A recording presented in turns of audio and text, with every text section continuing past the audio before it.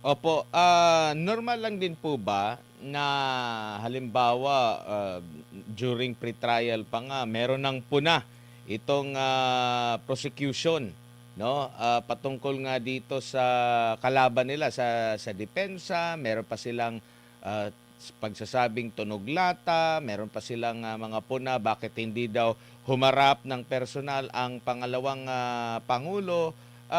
Sinasabi nilang may mga mali na ginawa ang, depensa or sa panig ng, pangalawang pangulo. Hindi po ba kung sa totoong buhay kung nakikita mo ang kalaban mo'y gumagawa ng mali, hayaan mo lang? Ano ba ang ting tingin mo dito, attorney? Parang ang sa tingin ko lang they are playing with the people, with the pulse of the people. They want to make it appear na malakas yung kaso nila at yung depensa ay mahina. Nakakalimutan nila na sila ang may burden of proof. Sila ang nang-aakusa, kinakailangan talaga na sila yung uh, mag properly mark ng evidence because they have the burden of proof.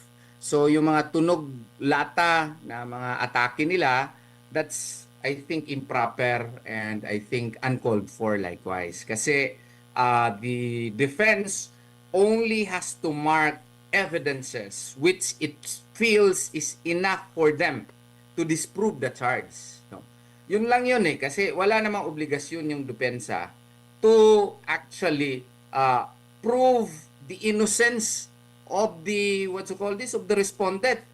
It is the burden on the part of the prosecution to prove the guilt, no? Or dito na nakomit nila yung crime. Kung hindi nakomit, ordinarily sa korte, meron pa ngang pwede pa nga kaming mag-file ng demurrer to the evidence in ordinary civil cases, no? And even in criminal cases.